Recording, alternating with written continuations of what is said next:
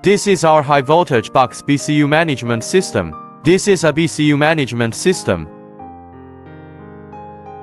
This is a DC-DC 24V isolated power supply. This is a residual charge resistance. This is a residual charge relay. These two are discharge relays. This is a shunt. This is a 150 A fuse. This is a circuit breaker. And then there's the communication port. And then this is the home screen.